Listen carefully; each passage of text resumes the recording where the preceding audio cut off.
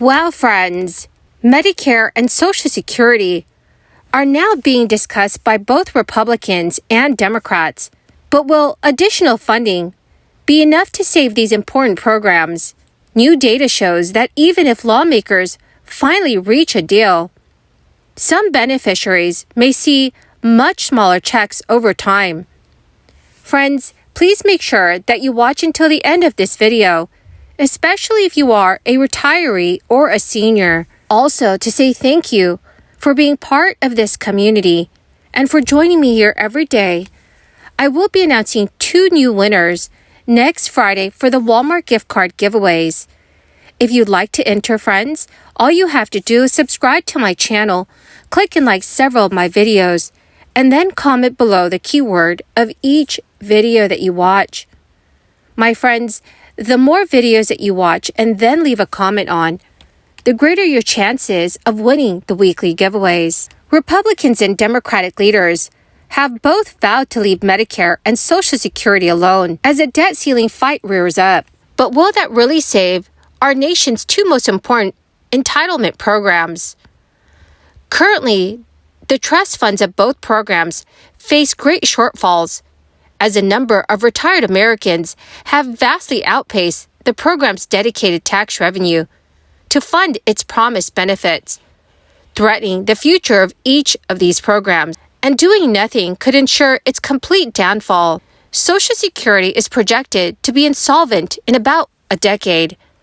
According to the Congressional Budget Office's December 2022 report on the program, without any legislative action, benefits would be automatically cut by 23% on average by the year 2033.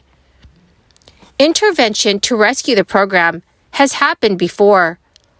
Lawmakers previously tinkered with the program to offset insolvency by raising the Social Security age from 65 to 67 for individuals that were born in 1960 and later.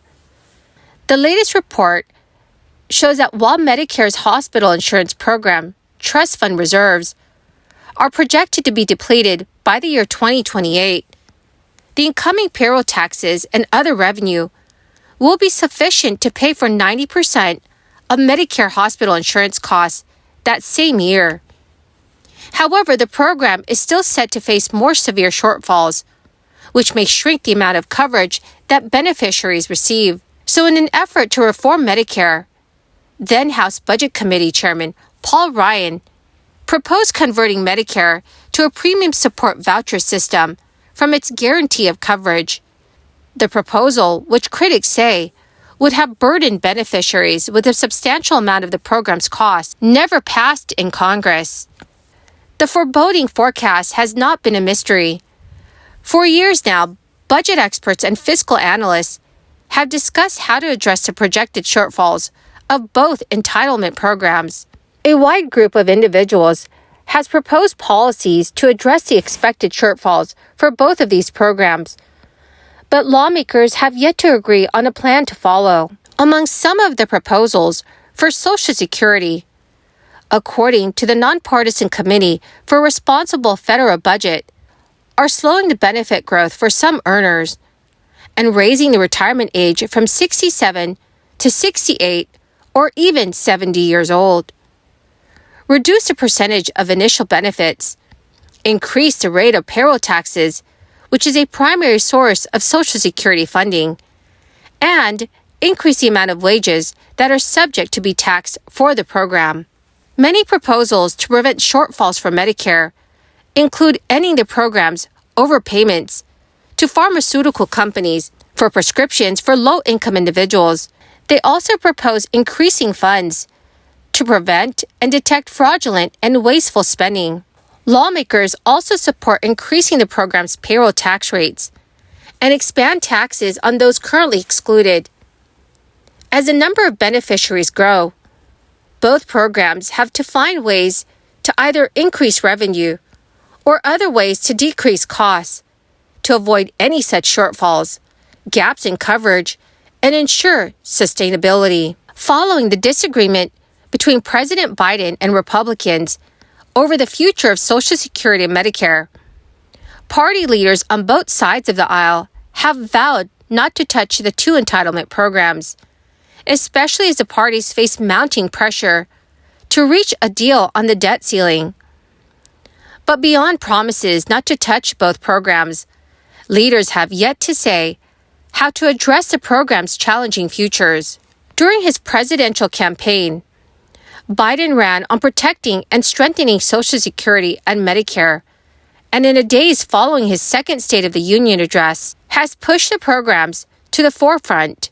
However, the Biden administration has yet to lay out a set of specific policy plans to address either of the programs. Biden has previously called for increasing Social Security checks by $200 per month during the crisis. It was an idea that has also been proposed by many other politicians. Well, my magnificent and most marvelous friends, that is the end of my daily stimulus update video for this Saturday.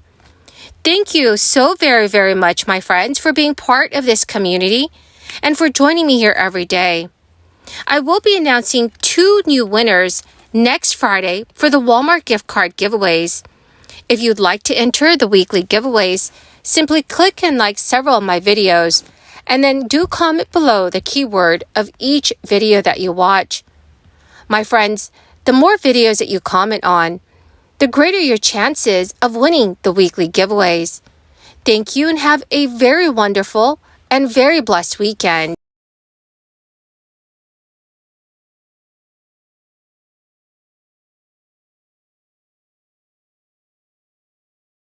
Roads with potholes that need to be fixed. It's waterways and airports and ports that are clogged. You're worrying about flooding in different water systems. We think about bridges that are aging and what we can do to help those. And this is what President Biden talked with us about in the White House. This proposal is fully paid for, does not need to have any raises in taxes, and avoids the big threat to the economy right now, which is inflation. Inflation is the #1 threat to our nation right now in our economy. And that's not just me saying it. It's Larry Summers, who had a long piece in the Washington Post the other day talking about inflation that is coming and coming faster and to a greater degree than he even thought. And it's because of all the additional spending that's going on because of this additional trillions of dollars going into the economy. So when we talk about this $700 billion or repurposing money, there is clearly money that should be spent in ways where the money has already been committed. It's not additional borrowing and additional spending. This is what we talked with the president about. This is what he has asked